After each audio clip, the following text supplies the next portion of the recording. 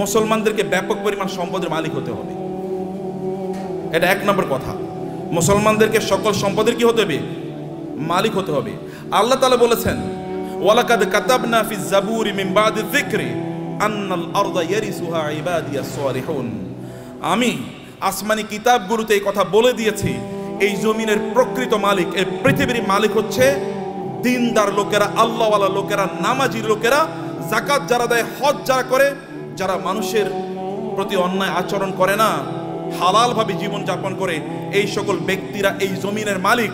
এটা আমি আসমানি কিতাবে লিখে দিয়েছি। এখন যারা এই জাতীয় দিন প্র্যাকটিস করে, মুসলমান বলে নিজেদেরকে দাবি করে, তারা যদি একটু চেষ্টা করে, তাহলে এই জমিনের মালিক আমি তাদেরকে বানিয়ে দেব। এটা কে বলছেন? আল্লাহ তাআলা বলছেন। তাইলে আমাদের লাগবে কি বলেন তো? কেবল লাগবে চেষ্টা, কেবল লাগবে চেষ্টা। যদি আপনি চেষ্টা করেন, এই জমিনের মালিক আল্লাহ তাআলা আপনাদেরকে বানিয়ে দেবেন। আরবের মরুভূমিতে রাসূলুল্লাহ সাল্লাল্লাহু আলাইহি ওয়াসাল্লাম এসেছেন, কিছুই নাই আরবে, নাথিং ইজ দেয়ার। রব্বানা ইন্নী আসকানতু মিন যুররিয়াতি বিওয়াদিন গায়রি জি জারইন ইনদা বাইতিকাল মুহাররম রব্বানা লিয়ুকিমুস সালাহ।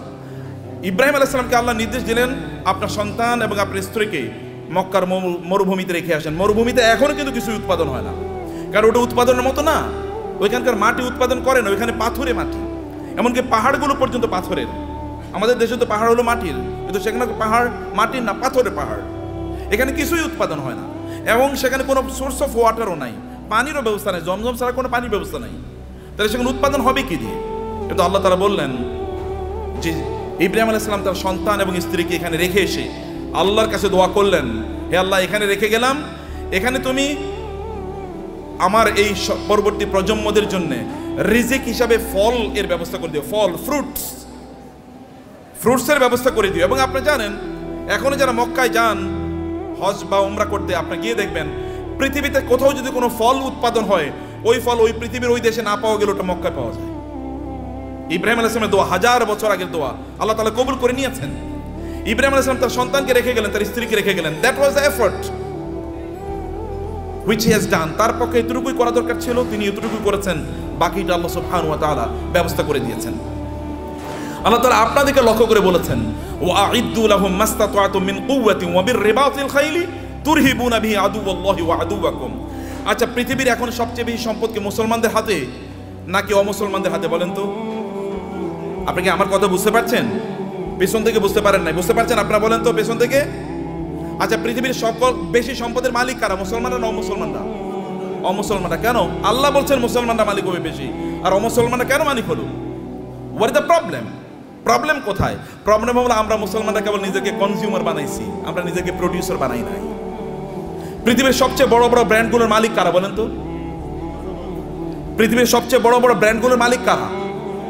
সব মুসলমান। আপনি যদি লিভার ব্রাদার্সের কথা বলেন তাহলে কি? আপনি যদি অ্যাপলসের কথা বলেন, এমনকি অ্যামাজন, এটা তো একটা মার্কেটিং প্লেস, অথবা আলিবাবা, এগুলো সব মুসলমানরা তৈরি করছে, মানে অমুসলমানরা। সব কিছু, সকল ব্র্যান্ডের মালিক তারা। তাহলে আমরা কি করলাম? আমরা কেবল খাই, ঘুমাই আর টয়লেটে যাই, এর বাইরে কোনো কাজ নাই। এখন তো টয়লেটে যাওয়ার জন্য, আগে তো অন্তত আপনি টয়লেটে যাওয়ার জন্য বাসার বাইরে যাওয়া লাগতো, এখন তো বাসার বাইরে না, একেবারে বিছানার সাথে টয়লেট। কয়েকদিন পরে এমন টয়লেট বের হবে যে আপনি যেখানে শুইতেছেন ওইখানে টয়লেটের ব্যবস্থা হয়ে যাবে, বাইরে আর আপনার যাওয়ার দরকার নাই। কি প্যাথেটিক জীবন ব্যবস্থা! মুসলমানদের তো এটা করার কথা ছিল না। আল্লাহ তাআলা আপনাকে নির্দেশ করেছেন, ফাইজা কুদিয়াতিস সালাতু ফান্তাশিরু ফিল আরদি ওয়াবতাগু মিন ফাদলিল্লাহ। নামাজ শেষ মসজিদে বসে থাকা যাবে না। ওমর রাদিয়াল্লাহু তাআলার যুগে একদল যুবক নামাজের পর মসজিদে বসেছিলেন। ওমর লাঠি এনে তাদেরকে পিটাচ্ছেন, এখানে বসে আছো কেন? বলে, আমরা এখানে এমনি বসে আছি, আল্লাহ জিকির করছি। তোমাদের ইনকাম করা লাগবে না, ব্যবসা বাণিজ্য, চাকরি বাকরি করা লাগবে না, আল্লাহ আমাদেরকে খাওয়াবে। আসমান থেকে আল্লাহ কবি রিজিক নাজিল করেছে, আসমান থেকে আল্লাহ বৃষ্টি নাজিল করে। এই বৃষ্টিকে জমিনের ফসলের জমিতে নিয়ে তারপরে ফসল উৎপাদন করা লাগে, তোমাকে সেটা করতে হবে। লাঠি নিয়ে এসে তাদেরকে পিটিয়ে বের করে দিয়েছেন, যাও চাষাবাদ করো, ফসল উৎপাদন করো, চাকরি বাকরি করো, ব্যবসা বাণিজ্য করো, এটাই তোমাদের কাজ। আল্লাহ সুবহানাহু ওয়া তাআলা কোরআনে সূরাতুল মুজাম্মিলে দুই ধরনের লোকের কথা বলেছেন। দুই ধরনের লোক তারা যুদ্ধে লিপ্ত আছে। এক ধরনের লোক তারা আল্লাহর রাস্তায় জিহাদ করছে, আল্লাহর দ্বীনকে প্রতিষ্ঠা করার জন্য। আরেক দল লোক তারা টাকা পয়সা ইনকাম করার জন্য যুদ্ধ করছে। কারণ টাকা পয়সা যদি না থাকবে তাহলে মসজিদ নির্মাণ করবেন কোত্থেকে, মাদ্রাসা নির্মাণ করবেন কোত্থেকে, আর যারা যুদ্ধ করবে তাদের জন্য অস্ত্র কিনবেন কোত্থেকে? করার জন্য you need some people who will support this people. আপনি একদল লোক যারা এই সাপোর্ট দেবে আপনাকে, তাদের অর্থ থাকা লাগবে। এবং এই কারণে আল্লাহ তাআলা বলেছেন ওয়াইদু লাহুম মাসতাতা'তুম মিন কুওয়াতিন ওয়া মিন রিবাতিল খায়ল। আল্লাহ তাআলা তার রাসূলকে বললেন আপনি বলে দেন ওরা যেন ঘোড়ার আস্তাবল তৈরি করে, ওরা যেন ঘোড়া প্রোডাকশনের জন্য হাউস তৈরি করে। ঘোড়া প্রোডাকশন হাউস তৈরি করতে হলে কি কি লাগবে আপনি জানেন? আপনাকে ফার্ম তৈরি করতে হবে, ঘোড়ার ফার্ম। ঘোড়ার ফার্মে লাগে কি? ঘোড়ার ফার্মে লাগবে তাহলে ঘোড়াকে প্রজনন করার জন্য একটা পদ্ধতি লাগবে, রিপ্রোডাকশন প্রসেস লাগবে, এবং ডাক্তার লাগবে, কারণ এখানে বিভিন্ন ধরনের রোগ তৈরি হবে, রোগের চিকিৎসা করার জন্য। আবার এগুলো কি খাবারের জন্য ব্যবস্থা লাগবে, এগুলো খাবার আসবে কোত্থেকে? আরেকটা ইন্ডাস্ট্রি তৈরি হবে, যেমন এখন ফিশ ইন্ডাস্ট্রি তৈরি হবে। আবার এগুলোকে বিক্রি করার জন্য বাজার তৈরি হবে, মার্কেট প্লেস, বিশাল মার্কেট প্লেস, এবং সেখানে আবার কি ক্রেতা লাগবে, বিক্রেতা লাগবে, সেখানে আপনার ট্রেডার লাগবে, যারা ট্রেডিং করবেন এরকম লোকেরা লাগবে, যারা উৎপাদন করবে তারা লাগবে। আবার এদেরকে লালন পালন করার জন্য এই ঘোড়াগুলো একদল প্রশিক্ষিত লোক লাগবে, যারা সার্ভিসম্যান, যারা সার্ভিস দেবেন। আবার এদেরকে মার্কেটে নিয়ে যাওয়ার জন্য একদল আপনার এজেন্ট লাগবে, অথবা আপনার যেমন এখানে এজেন্সি নিয়ে আপনার কাজ করছেন, এরকম আলাদা কিছু লোকেরা লাগবে যারা এগুলো নিয়ে যাবে এবং এগুলো তারা মার্কেট প্লেসে ব্যবহার করবে। ফলে আপনি যখনই আল্লাহ তাআলা বলেছেন যে আপনি ঘোড়ার আস্তাবল তৈরি করেন, ফার্ম তৈরি করেন, ফার্ম তৈরি করা মানে হচ্ছে বিশাল ইন্ডাস্ট্রি তৈরি করা। এবং এই ইন্ডাস্ট্রির কথা মুসলমানরা বুঝেছেন।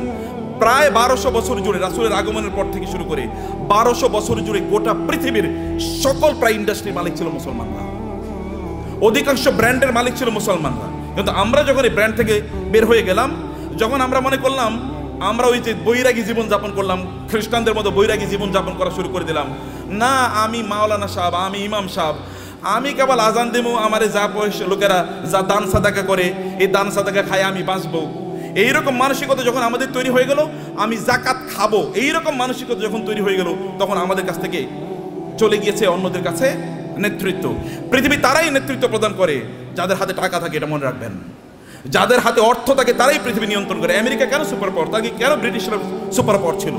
কেন ফ্রান্স সুপার পাওয়ার? কেন ইউরোপ সুপার পাওয়ার? অথবা কেন এখন চায়না সুপার পাওয়ার হয়ে যাচ্ছে? কেন ইন্ডিয়া সুপার পাওয়ার হয়ে যাচ্ছে? আমরা কেন হতে পারছি না? It is only because we don't possess money, property. সম্পদ আমাদের কাছে নাই, টাকা আমাদের কাছে নাই। আমরা ভিক্ষা করলে ওদের কাছে ভিক্ষা করা লাগে। বাংলাদেশের উন্নয়নের জন্য টাকা আসে কোত্থেকে? আমেরিকা থেকে, ইউএস থেকে, অথবা ইউএসএইড দেবে, ইউএন দেবে, অথবা ওয়ার্ল্ড ব্যাংক দেবে ইত্যাদি।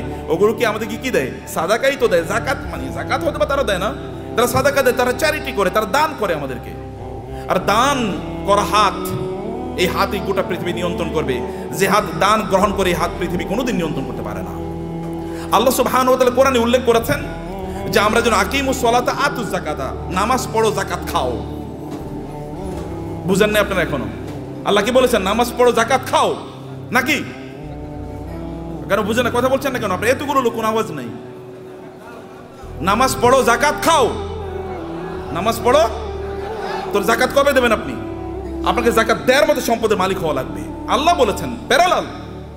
আপনি নামাজ পড়তেছেন, জাকাত দিতেছেন, আপনি তো পূর্ণ মুসলমানই হন না এখনো।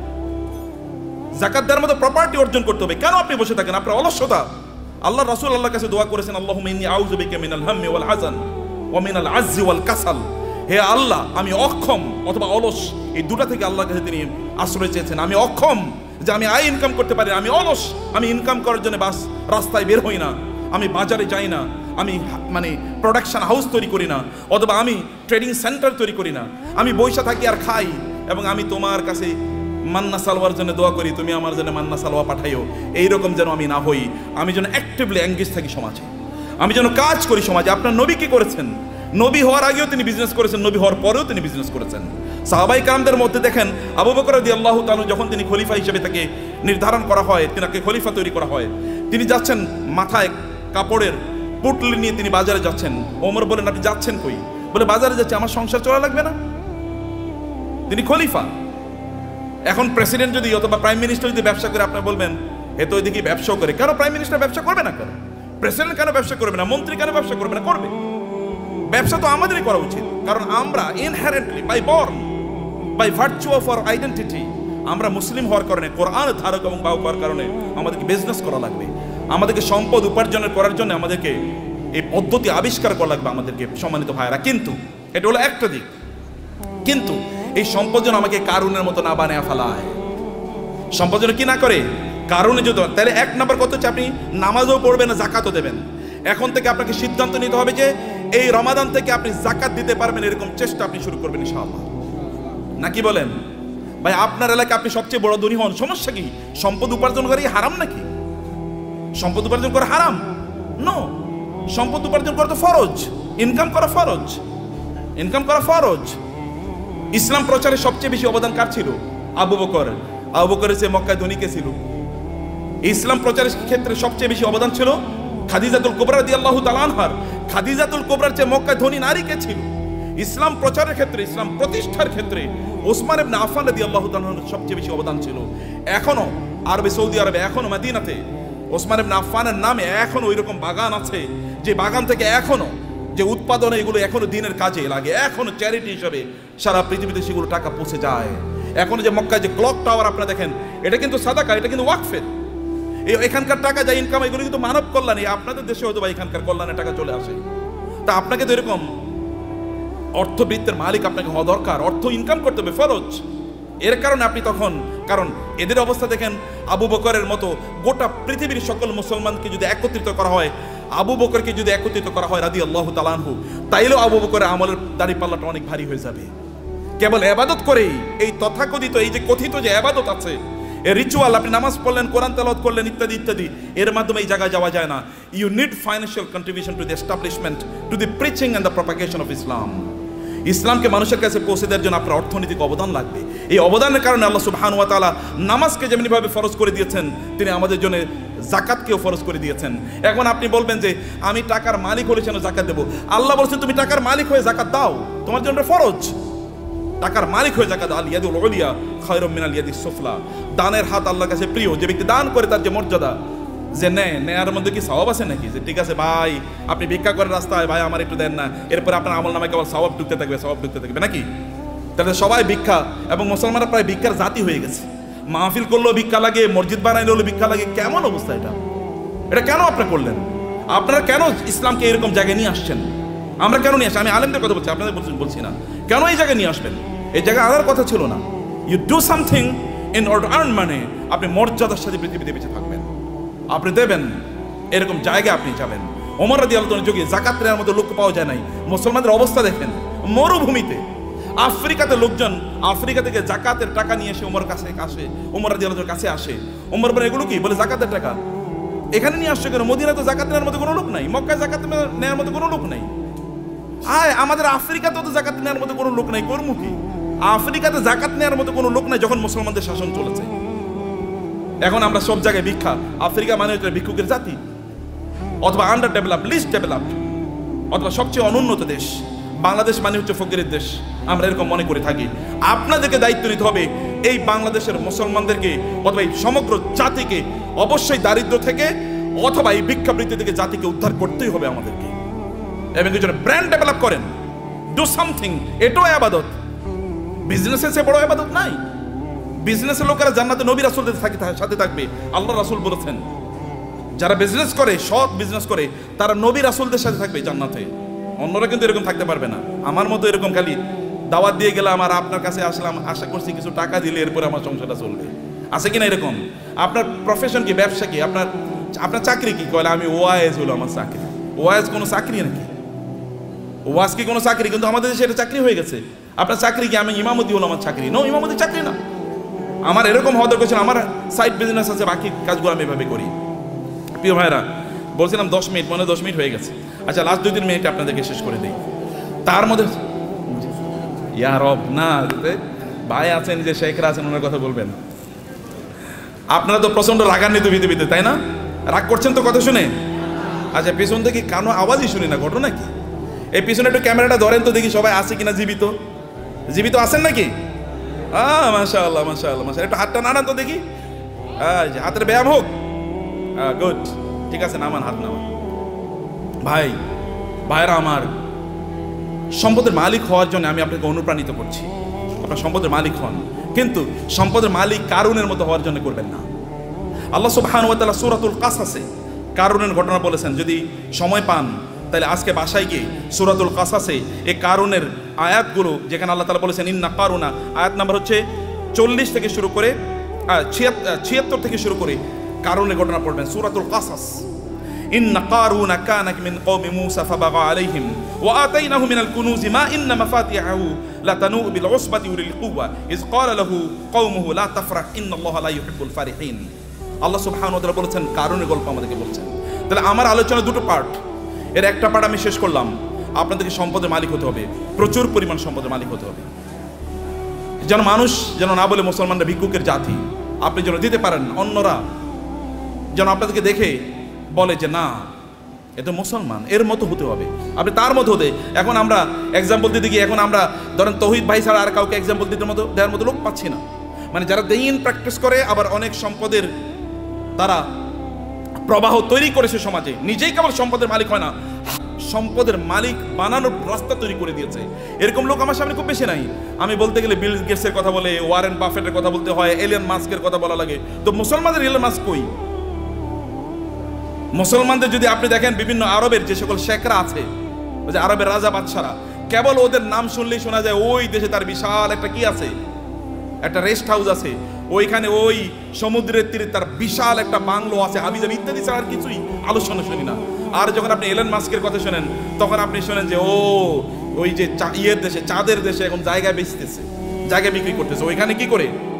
অথবা বাংলাদেশে তার স্টার লিঙ্ক আসবে, গ্রাম অঞ্চলে সুপার স্পিডি আপনি ইন্টারনেট পাবেন। অথবা টেসলার মাধ্যমে এমন গাড়ি তৈরি করছে, ওখানে কোনো কি লাগবে না, ড্রাইভার লাগবে না। এরকম একটা কথা বলেন তো আপনি মুসলমানদের, এটা কেমন জাতি? 300 কোটি মুসলমান বলা হয়, অথবা কমপক্ষে তো 200 কোটি। গোটা পৃথিবীতে মানুষ 800 কোটি, এর মধ্যে প্রায় 250 কোটি মুসলমান। 250 কোটি মুসলমান একটা টেসলার মতো জিনিস তৈরি করতে পারলো না, একটা আইফোনের মতো প্রোডাক্ট তার নাই। অথবা তার একটা কি, এই যে আমরা ইয়ের গাড়ি কি বলে, কিসের গাড়ি, এই যে মানে আমাদের বাংলাদেশে এটা কি গাড়ি যেন, এটা আপনার মানে এক্স করোলা, মানে করোলা টাইপের একটা গাড়িও তো বানাইতে পারেন আপনি। বলেন তো একটা ব্র্যান্ডের নাম বলেন তো মুসলমানদের গাড়ির, একটা হুন্ডার নাম বলেন তো, একটা সাইকেলের নামই বলেন। আরে সাইকেলের নাম তো বহুত পরের কথা। এই যে সাইকেলের যে শিখ ব্যবহার, ওগুলো কি বলে? হ্যাঁ, শিখ বলে না? এরকম বানাইছে মুসলমানরা, দেখেন তো, এটাও তো চায়না থেকে আপনার আনা লাগে। তাহলে কি আমরা কি বানাইছি, করছি কি? কেবল খাও দাও ফুর্তি করো, দুনিয়াটা মস্ত বড়, এরকম টাইপ ছাড়া কোনো কিছু নাই। খাও ঘুমাও এবং সিনেমা দেখো আর ফেসবুক টিপাও। যে ফেসবুক বানাইছে ওর নিজেরও অ্যাকাউন্ট হয়তো বা নাই, কিন্তু আপনি এটা নিয়ে সারাদিন রাত ব্যস্ত আছেন। ও যে ইউটিউব বানাইছে ওইটা ব্যবসায়ী হাউস, তার এখান থেকে সে বিলিয়নস অফ ডলার্স ইনকাম করে নিচ্ছে, কিন্তু আপনি ওইটাই দেখেন এবং আপনি বলেন পাগলের সুখ মনে মানে, আপনি আমি কত সুখী, সারা রাত বইরা সিনেমা দেখতেছি, মজা কারে বলে? Stupid lifestyle. নো, আল্লাহ আপনাকে এই জন্য তৈরি করেন নাই, হিউজ প্রোডাক্টিভিটি তৈরি করেছেন এবং আল্লাহর মার্সি আপনার উপর আছে। আল্লাহ সুবহানাহু ওয়া তাআলা আপনাকে সেরকম ক্যারিশমা দিয়ে তৈরি করেছেন এবং এই কারণে আপনার এলাকায় আপনি সবচেয়ে বেশি সম্পদের মালিক হন এবং এর মাধ্যমে আপনি ওই এলাকাটাকে উন্নয়নের কাজ করেন। ওইখানে এমন কোনো মসজিদ না থাকুক যে মসজিদে আপনার কন্ট্রিবিউশন নাই, এমন কোনো মাদ্রাসা না থাকুক যেখানে আপনার কন্ট্রিবিউশন নাই, এমন কোনো দিনী কাজ না থাকুক যেখানে আপনার কন্ট্রিবিউশন নাই। লোকেরা যখন চিন্তা করবে আমরা এখানে একটা দিনী কাজ করতে চাই, তখন সবার আগে আপনার নাম মনে পড়বে, অমুকের কাছে যাই। যেমনিভাবে লোকেরা কোনো দিনী কাজ করলে, রাসূলের কোনো দিনী কাজের প্রশ্ন দেখা দিলে তার সবার আগে মনে পড়তো কার নাম? আবু বকরের নাম, আবু বকর নাম মনে পড়তো, অথবা ওসমান নাম মনে পড়তো, কারণ কেউ তাদেরকে সুপারসিড করতে পারতো না। সম্মানিত ভাইয়েরা এবং বোনেরা, সে কারণে পজিটিভলি অ্যাক্টিভলি সময় কাটান। মনে রাখবেন প্রত্যেকটা সেকেন্ডের জন্য আল্লাহকে জবাবদিহি করতে হবে, আল্লাহর কাছে আপনাকে জবাবদিহি করতে হবে প্রত্যেকটা সেকেন্ডের জন্য। ওয়াল আসরি ইন্নাল ইনসানা লাফি খুসর, মানুষ সৃষ্টিগতভাবে বিপদের মধ্যে আছে। ইন্নাল ইনসানা লাফি খুসর, তবে ইল্লাল্লাযিনা আমানু ওয়া আমিলুস সালিহাত, যারা ঈমান এনেছে, ঈমান আনার পর ভালো কাজ করছে। যাকাত যদি ইসলামের তৃতীয় স্তম্ভ হয়, আমরা বলি নামাজ রোজা, নামাজ রোজা, আল্লাহ বলছেন নামাজ জাকাত, নামাজ জাকাত, নাকি আমরা কি বলি? নামাজ রোজা, কিন্তু আল্লাহ কি বলেছেন? নামাজ জাকাত। কারণ দুটোকে একসাথে বলেছেন। এই দুটোকে একসাথে আপনাকে যদি আপনি করতে পারেন, তাইলে তো আপনি ইসলামের 5টা স্তম্ভ আপনি পালন করলেন। আপনি 5টা স্তম্ভ কয়জন পালন করছেন এর মধ্যে আপনি বলেন, কেন 5টা স্তম্ভ আপনি পালন করলেন না? এই 5টা স্তম্ভের উপর তো ঘর নির্ভর করে, এই গোটা ইসলাম নির্ভর করছে 5টা স্তম্ভের উপর। আপনি কেন হজ করতে পারলেন না? আপনি কেন যাকাত দিতে পারলেন না? এই দুটো তো ইসলামের স্তম্ভ। আপনি কেবল নামাজ পড়িয়ে তেলে জান্নাতুল ফেরদাউসে চলে যেতে পারবেন নাকি? নো, অসম্ভব। সবগুলো একসাথে করে আপনি এমন একটা বিল্ডিং বানালেন একটা ইয়ের উপর, পিলারের উপর। এই বিল্ডিং কি পৃথিবীর সবচেয়ে স্থায়ী বিল্ডিং হবে? পিলার একটা মাত্র, যে কোনো সময় ধসে পড়ে যেতে পারে। শুধু নামাজের উপর নির্ভর করলেন, যে কোনো সময় ধসে পড়ে যেতে পারে। অতএব সবগুলোর উপর আপনার দিনকে প্রতিষ্ঠিত করা লাগবে। বুনিয়াল ইসলাম আলা খামসিন, শাহাদাতি আল্লাহ ইলাহা ইল্লাল্লাহ থেকে ওয়া হাজ্জিল বাইতি মান ইসতাতা ইলাইহি সাবিলা, সামর্থ্য অর্জন করা লাগবে আপনার, এবং অন্যরা আপনাকে দেখে শিখুক যে না এইরকম জীবনযাপন করা লাগে, অন্যরা আপনাকে দেখুক এরকম জীবনযাপন। কিন্তু আপনি সম্পদ উপার্জন করার একমাত্র কারণ যেন না হয় কারুন টাইপের জীবনযাপন করা। কারুন টাইপের জীবনযাপন করা কি? আল্লাহ সুবহানাহু বলেছেন ইন্না কারুনা কানা মিন কওমি মূসা ফাবাগা আলাইহিম। কারুন ছিল মূসা আলাইহিস সালামের তার বংশের লোক, অর্থাৎ বনি ইসরাইলের লোক। কিন্তু এই বনি ইসরাইলের উপরে সে জুলুম অত্যাচার করা শুরু করে দিয়েছে। যেমন আমাদের দেশে দেখবেন, আমাদের দেশে লোকেরা ব্যবসা করতেছে কিন্তু টাকা পাচার করতেছে অন্য দেশে, আছে কিনা এরকম? বুঝেন না আপনারা? ব্যবসা করতেছে এই দেশের মানুষের কিন্তু টাকা পাচার করতেছে আরেক দেশে, আরেক দেশের ব্যাংকে গিয়ে তার সকল টাকা খুঁজে পাওয়া যায়। এর চেয়ে বড় জালিম আল্লাহর জমিনে আর হতে পারে না। কারণ আপনি যেখানে ইনকাম করেছেন ওই অঞ্চলের মানুষের হক আছে আপনার উপর, কারণ তাদেরকে দিয়ে আপনি ইনকাম করেছেন, তাদের উন্নয়নের জন্য আপনাকে কাজ করা লাগবে।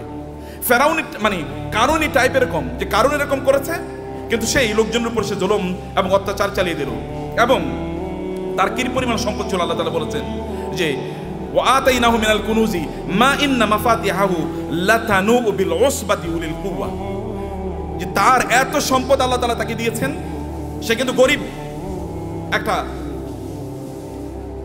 জাতির একজন, গরিব জাতি মানে হচ্ছে বনি ইসরাইল। বনি ইসরাইল কিন্তু কৃতদাস, ফেরাউন তাদেরকে কৃতদাস বানিয়ে রেখেছিল, তাদেরই একজন, কিন্তু প্রচুর পরিমাণ সম্পদের মালিক হয়েছে। সম্পদের মালিক হয়েছে এদের মাঝে ব্যবসা করার কারণেই, ব্যবসা করার মাধ্যমে। কিন্তু এবং তার এত পরিমাণ সম্পদ যে তার সম্পদগুলো সোনা দানা এগুলো যেই সিন্ধুকে রাখতো, ওই সিন্ধুকগুলোর চাবি বহন করার জন্য একটা বিশাল গ্রুপ অফ পিপল লাগতো। কি পরিমাণ তার সিন্ধুক ছিল, কি পরিমাণ সম্পদ ছিল তার। এরকম সম্পদ এর মালিক হওয়ার পরে এরপরে তিনি কি করেছেন? তিনি প্রচন্ড অহংকারী জীবনযাপন করতেন, আনন্দ ফুর্তি নিয়ে ব্যস্ত থাকতেন। ভালো করে শুনুন, আপনাদের গল্প বলছি। আনন্দ ফুর্তি কি? অনেক টাকা। অতএব আজকে ফ্যামিলি সহ চিন্তা করতো আজকে আমরা কক্সবাজারের ট্যুরে যাব। ওকে, কক্সবাজারের ট্যুর শেষ, মজা শেষ, ওইখানে আনন্দ ফুর্তি করে আগামীকাল আমরা সাজেকে যাব, সাজেকের মজা শেষ সিলেটে যাব, সিলেটের মজা শেষ সিঙ্গাপুরে যাব, সিঙ্গাপুরের মজা শেষ আমেরিকা যাব, না এরপরে কানাডাতে যাব। একটার পর একটা কেবল ঘুরে বেড়াচ্ছে, আনন্দ ফুর্তি করছে, আর ফেসবুকে পোস্ট দিচ্ছে আলহামদুলিল্লাহ আমি খুব ভালো আছি। এরকম যখন পোস্ট দেয় তখন কি হয়? আপনি কেবল আনন্দ ফুর্তি করে বেড়াচ্ছেন। এবং এই সবচেয়ে সুন্দর সিনেমা কোনটা এসছে? চলো সিনেফ্লেক্সে আমরা গিয়ে সিনেমা দেখে আসবো। সিনেফ্লেক্সে ঢোকার আগে এরকম একটা বিশাল বড় ফেসবুকে একটা পোস্ট দিয়ে বললো এখন মাত্র সিনেফ্লেক্সে আমি ঢুকতেছি সিনেমা দেখার জন্য। মানুষের দেখাচ্ছে তার প্রচুর পরিমাণ সম্পদ, এবং বিশাল গাড়ি হাঁকিয়ে যখন তিনি গ্রামে যান ওইখানে উইন্ডো খোলেন না, অথবা তার এলাকায় যখন যান তখন তিনি মহা অহংকারী, কেউ তার কাছেও আসতে পারে না। অনেক পরিমাণ সম্পদ আর আছে, এটা কেবলমাত্র নিজের ভোগ বিলাসের জন্য তিনি ব্যবহার করছেন এবং ব্যয় করছেন। কেবল নিজের ভোগ ছাড়া অন্য কোনো কিছু নাই তার নিজের, কারণ সে নিজে মনে করে যে আমি ইনকাম করেছি আমি নিজেই ভোগ করব। এবং কারণ কিন্তু একই কাজ করেছে। কারণকে তার সম্প্রদায়ের লোকেরা বলেছে তুমি এত অহংকার করো না, তুমি এত আনন্দ ফুর্তি নিয়ে ব্যস্ত থেকো না, তুমি যিনি তোমাকে সম্পদ দিয়েছেন তার প্রতি কিছু কৃতজ্ঞ থাকো। ওয়াবতাগি ফীমা আতাকাল্লাহু দারাল আখিরাহ, আল্লাহ তোমাকে যে সম্পদ দিয়েছেন এই সম্পদকে ব্যবহার করে আখিরাত অর্জন করো, অর্থাৎ জান্নাত অর্জন করো। সম্পদ ব্যবহার করে অধিকাংশ লোকই জান্নাত অর্জন করে না জাহান্নাম অর্জন করে, বলেন তো? অধিকাংশ লোকের কি অবস্থা? জাহান্নাম। কিন্তু তাসমিয়া কসমেটিক্স আপনারা যারা আছেন সম্পদকে উপার্জন করে জাহান্নাম অর্জন করবেন না আপনারা ইনশাআল্লাহ। কারণ আপনাদের সামনে আল্লাহর রহমতে এমন একজন লিডিং এক্সাম্পল আছেন। আমি তাওহীদ ভাইয়ের কথা আরো বলি, এত বেশি কাজ করেন তিনি দিনই, এটা আপনারা হয়তো বা জানেন না, আমি কিছু জানি। The ice tip of the iceberg, মানে বিশাল বড় অথবা পাথর আপনার কি বলে আপনার এই যে এর সামান্য একটু হয়তো আমি জানি, তার চেয়ে বেশি আমি জানি না।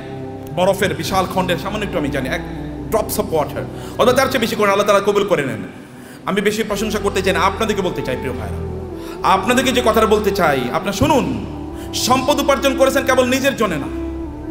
যখন কারণকে বলা হলো তুমি এরকম অহংকার করো কেন, তখন সে বলে আমার সম্পদ আমার নিজের যোগ্যতা আমি অর্জন করেছি, উপার্জন করেছি, আমি অহংকার করব না, আমি আনন্দ ফুর্তি করব না।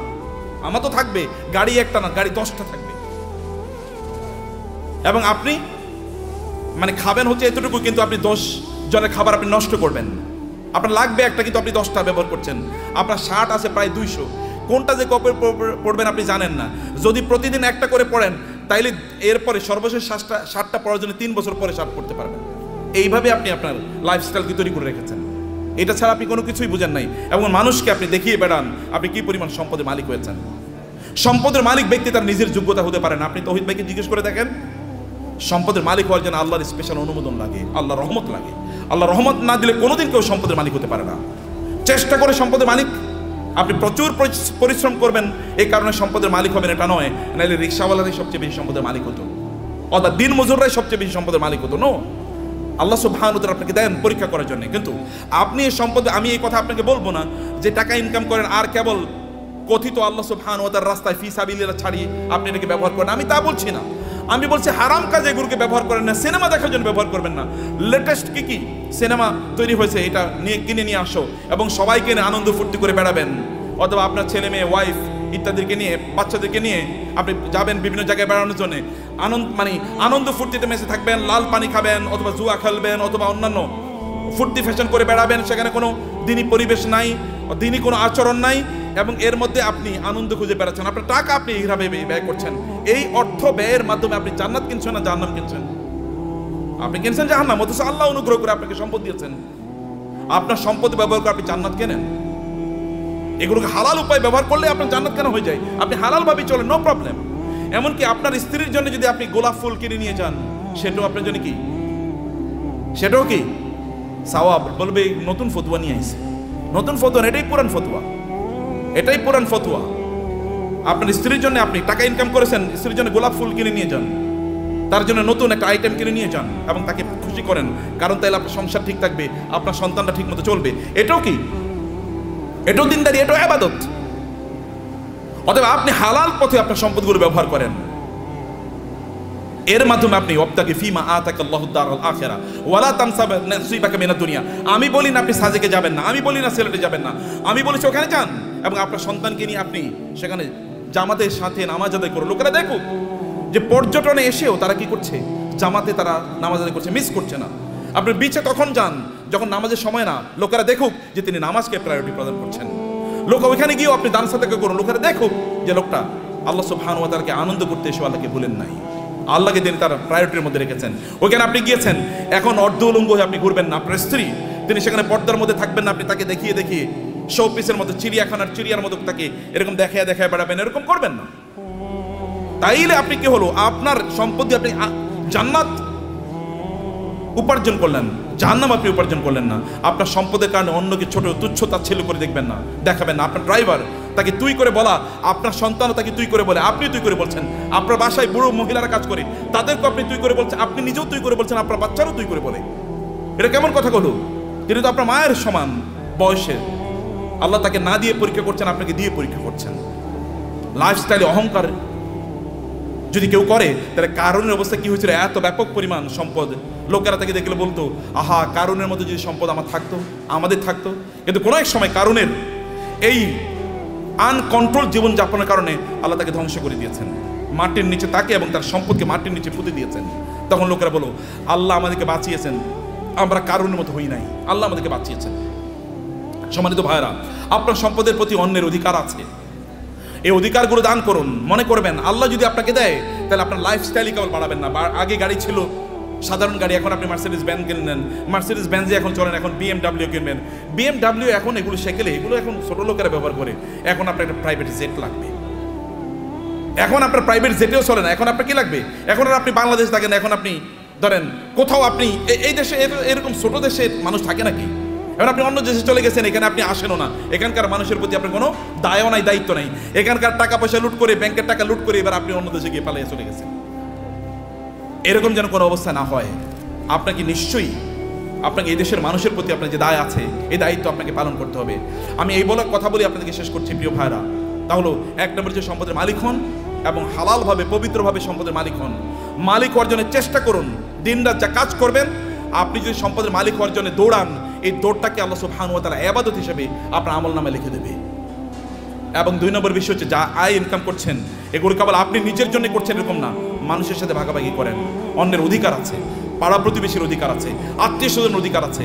আপনার আত্মীয়রা তারা খারাপ অবস্থায় আছে, আর আপনি পশ লাইফ লিড করেন। আপনি মুসলমান না?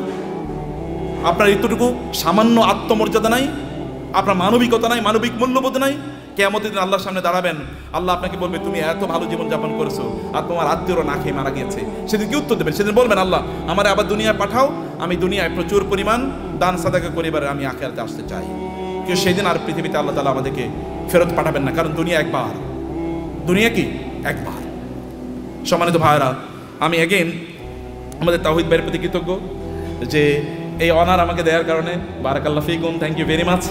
আর তাসমিয়া হার্বাল তো আমার খুবই প্রিয় প্রতিষ্ঠান, এই জন্যে যে একটা প্রতিষ্ঠান দিনের আবহে থেকে কিভাবে বড় হতে পারে এটা একটা এক্সাম্পল, এবং আপনারা এর সাথে লেগে থাকেন, নিজেরা এটাকে আরো বড় করেন, নিজেরা অনেক বড় হন ভাইয়েরা, অনেক বড় হন। এই গোটা পৃথিবীর সম্পদ যদি ভালো মানুষের হাতে থাকে তাইলে কি ওগুলো দিয়ে সিনেমা বানাইবো বলুন তো? আচ্ছা, আমাদের তৌহিদ ভাই কি ওনার টাকা দিয়ে সিনেমা বানাইবো কোনোদিন? নাটক বানাবে? এলজিবিটিকে প্রমোট করবে? অশ্লীলতাকে প্রমোট করবে? কোনো কিছু করবে না।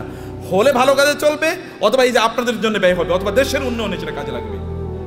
এরকম মানুষের হাতে সম্পদ থাকা উচিত, এবং আপনি নিজকে ওরকম একজন রোল মডেল তৈরি করেন, এরকম একজন মানুষের পর। এটা কিন্তু আল্লাহর নির্দেশ। আমি কিন্তু আল্লাহর কথাগুলো আপনাকে বলে গেছি আমার ভাষায়, আল্লাহর ভাষায় তো আমি বলতে পারবো না, আমার ভাষায় আল্লাহর কথাগুলো আপনাদের ব্যাখ্যা করলাম। হে আল্লাহ, তুমি এই আয়োজনটাকে কবুল করে নাও, আজকের এই কনফারেন্সকে কবুল করে নাও, এই তাসমিয়া হারবালকে তুমি কবুল করে নাও আল্লাহ, এবং এটাকে বাংলাদেশের লিডিং বিজনেস হাউস হিসেবে কবুল করে নাও আল্লাহ। আল্লাহ, এখানে যারা এর সাথে সম্পৃক্ত আছেন বিভিন্নভাবে, আল্লাহ সবাইকে তুমি কবুল করে নাও আল্লাহ, এবং সবার ব্যবসার মধ্যে তুমি বারাকা দান করো আল্লাহ। আর এরা সবাই যেন অন্যদের জন্য রোল মডেল হতে পারে, অন্যদের জন্য আদর্শ হতে পারে আল্লাহ। সবাইকে তুমি সেই স্ট্রেংথ এবং স্টামিনা দান করো আল্লাহ। আমাদের সবাইকে আমাদের সম্পদ দিয়ে যেন আমরা আখিরাতে তোমার কাছে যেন একটা ঘর বানাতে পারি আল্লাহ, তোমার কাছে আমাদের জন্য ঘর বানাইয়া দিও। আমরা সেভাবে আমাদের সম্পদগুলোকে যেন ব্যয় করতে পারি, এবং অন্যের প্রতি আমাদের যে দায় আছে, দায়িত্ব আছে, মানুষের প্রতি আমাদের যে দায় আছে, সেটা যেন আমরা পালন করতে পারি। আমাদের সম্পদের কারণে যেন আমরা অহংকারী না হয়ে উঠি, আমরা কেবল যেন শো অফ না করি, আমি দেখাই যে আমার এরকম আছে, এবং অন্যরা এটা দেখে ইনফেরিয়রিটি কমপ্লেক্স, এটা যেন না হয়। আপনি ভাবির জন্য বিশাল বড় গয়না কিনে নিয়ে গেলেন, এবার আপনার ওয়াইফ আরেকজনের, আপনার কোনো মানে তার কোনো কাজিনের অথবা তার কোনো বান্ধবীর অথবা অন্য কাউকে বললো, দেখো আমার স্বামী কিন্তু আমার এই টাকা দিয়েছে। এরপরে উনি তো তার স্বামীর সাথে এবার ঝগড়া বিপদ লাগলো, আমার বান্ধবীরে, আমার বান্ধবীর স্বামী এরকম দিয়েছে, তুমি আমারে দিলা না, তো তুমি তো আমার প্রতি জুলুম করছো, আমি তোমার বিয়া করে জীবনটা শেষ হয়ে গেল আমার। এটা শো অফ করার জন্য না, আল্লাহর প্রতি কৃতজ্ঞতা। যত আল্লাহ দেবেন তত কৃতজ্ঞতা বাড়িয়ে দেন। আল্লাহ আপনার মাথা উঁচু করে দিয়েছেন, যিনি মাথা উঁচু করে দিয়েছেন তার জন্য মাথাটা কি হবে? অবনত হবে, সেজদায় বেশি লুটিয়ে পড়তে হবে, তাইলে তিনি আপনার মাথাকে উঁচু করে দেবেন। থ্যাংক ইউ ভেরি মাচ, জাযাকুমুল্লাহ খায়ের। আল্লাহ সুবহানাহু ওয়া তাআলা আমাদের সবাইকে অনেক অনেক কল্যাণ দান করুন। আল্লাহুম্মা আমিন।